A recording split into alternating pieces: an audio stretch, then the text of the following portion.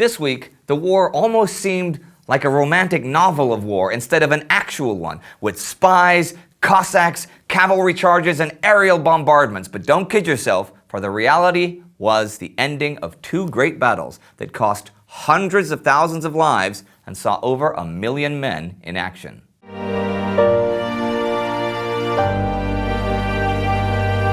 I'm Indy Neidell. Welcome to the Great War. Last week, a British pilot blew up a Zeppelin and became a national hero. The French made some gains in the west, the Italians in the south, and on the eastern front, the Austro-German forces pushed the Russians back beyond the Dniester River, but would lose a huge number of prisoners. Here's what came next. There was some big news on the western front this week as the Second Battle of Artois came to an end. This was a French offensive that had been ongoing since May the 8th. That's right, 6 weeks. But that's what battles were becoming in this war. Endless campaigns in a war of attrition. On the 18th, after severe hand-to-hand combat, small advances and equally small retreats, and 18,000 casualties, French General Ferdinand Foch called off the offensive, though it wouldn't be formally suspended till the 25th by General Joseph Joffre. On the 18th, the French had again been fighting against German troops positioned on reverse slopes that were invisible to ground observation, as well as uncut barbed wire and, most of all, alert defenders. See, a big French assault had actually gone into action 2 days before on the 16th. It was preceded by a 6-day, wide-ranging artillery barrage that tried to conceal the upcoming assault by changing targets. It was intense, but just never was enough. And even though an intense barrage could damage or even destroy the German defenses, they could never fool the Germans into not knowing where the next hammer was going to fall. And when the assault finally went through, the French casualties were tremendous. For the 6 weeks of the Second Battle of Artois, the French casualties were over 100,000.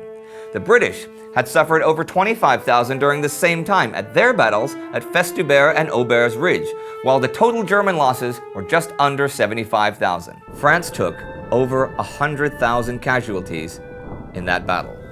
It was bleeding dry, but the failures of the spring offensive still did not convince Joffre that the general situation of the war had changed. He believed that they had to keep pounding the Germans on the west to help Russia in the east, and that Gallipoli was a wasteful and costly distraction. He was determined that France would not let Russia down. And that might have been good news to Russia, because if you were Russia at this point, you would seriously want someone to distract the Germans. German and Austro-Hungarian forces had been hammering the Russians back in the ongoing Gorlice-Tarnów offensive for 7 weeks now, even longer than the Battle of Artois. And I'm not kidding, we're talking forces and losses here of over 1 million men on all sides combined.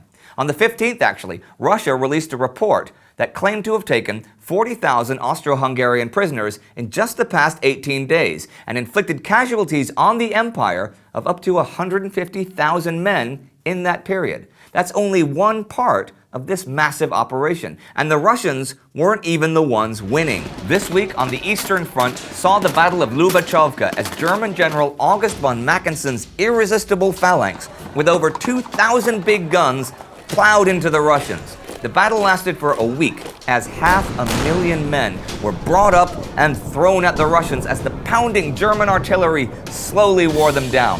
Finally, outnumbered 3-1 and physically exhausted, the Russian infantry broke on June 13th. Mackensen's phalanx then drove right through them, but if you think the Russian spirit was broken by this, then you are very much mistaken. Here is a story of heroes. Just as the Russian infantry broke, Russian General Polodchenko rode out with 3 cavalry regiments, the Don Cossacks, the Kimburn Dragoons, and the Chernigov Hussars. The German infantry lines were triumphantly advancing until these 3 regiments just dove into them, sabers flashing, and put thousands of Germans on the run. Then they charged through into the German rear and hacked their way through the reserves, capturing several machine guns, and hacked their way out again. Here's the thing.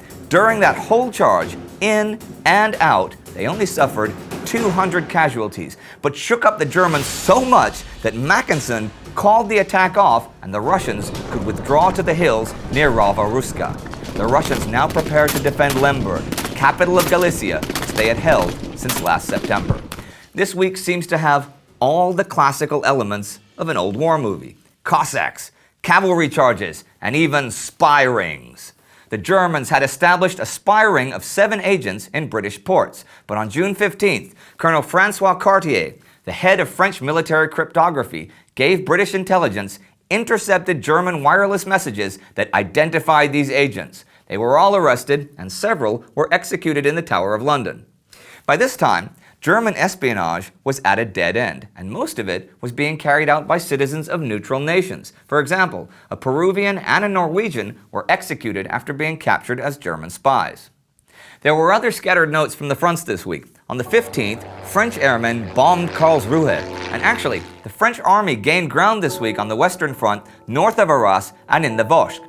The week was fairly quiet at Gallipoli, and on the newest front, the Italian one, the Italians captured the heights on the left bank of the Isonzo River on the 17th. And the following day, Austrian warships raided the Italian Adriatic coast. You can see that that front is starting to heat up. And in eastern Anatolia, the Ottoman crackdown on Armenians continued. What had now become the Armenian genocide had been condemned worldwide, but still it continued. This week saw the Kimak massacre, which lasted several days beginning June 10th, and saw up to 25,000 people killed. That figure was according to the Daily Mail newspaper. Also, on June 13th, the Ottoman Ministry of War ordered the seizure of all domestic animals belonging to Armenians. And now we reach the end of the week, with gigantic battles being fought and finished on both the eastern and western fronts, with minor action on the Italian one and in France. Think of the numbers. The French lost 100,000 men over the course of a few weeks. And for what? Physically, just about nothing. The trench lines changed a bit, but not that much. But Joffre believed he had to keep attacking the Germans to prevent them from sending more troops to the east to fight the Russians. He may well have been right. And Mackensen attacking with 500,000 troops, 500,000, and still not getting the big breakthrough as the Russians are saved at the last minute by a cavalry charge that could have come straight out of Hollywood.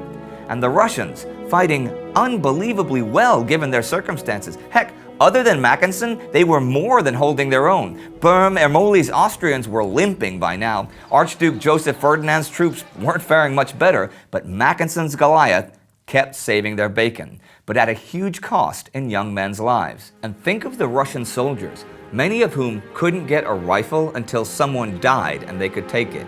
Imagine that, being basically unarmed against 500,000 German soldiers. That guy's a hero right there. But these romantic Hollywood stories of cavalry charges and spy rings exposed are just what all movies are: fantasy.